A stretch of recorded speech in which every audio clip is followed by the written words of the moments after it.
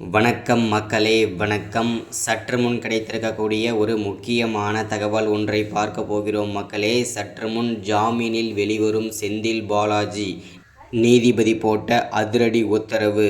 இதனால் முதல்வர் ஸ்டாலின் பேரதிர்ச்சியில் உறைந்து போயிருக்கிறார்.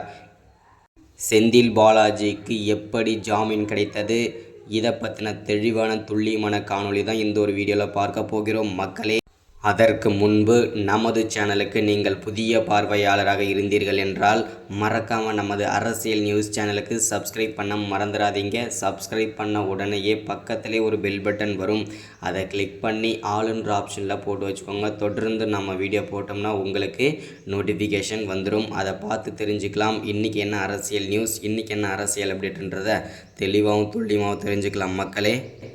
அது மட்டும் இல்லாமல் வீடியோ பார்க்குற ஒவ்வொருத்தரும் மறக்காமல் வீடியோவை லைக் பண்ணுங்கள், வீடியோவை ஷேர் பண்ணுங்கள். ஓகே, வாங்க வீடியோவை போகலாம்.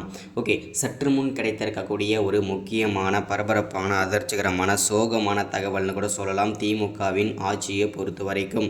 ஏன் அப்படின்னா கடந்த 2-3 மாதங்களாகவே திமுகவில் இருக்கும் முக்கியமான அமைச்சர்கள், முக்கிய புள்ளி அமைச்சர்கள், மூத்த அமைச்சர்களாக திகழ்ந்து வந்து இருக்கக்கூடிய ஒரு கட்சி தான் திமுகவின் கட்சி.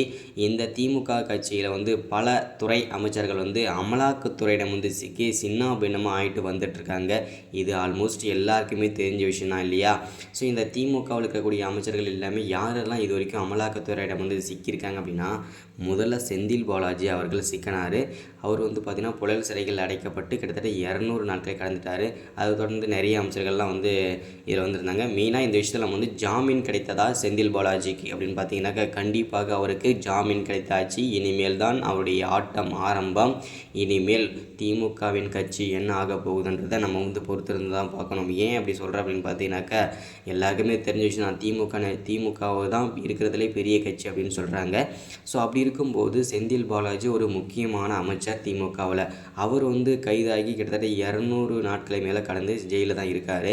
அவரை வெளியே கொண்டு வருவதற்கான எந்த விதமான நடவடிக்கையுமே திமுக கட்சி சார்பாகவும் இல்லை முதல்வர் ஸ்டாலினும் எந்த விதமான நடவடிக்கையுமே இது வரைக்குமே எடுக்கலை.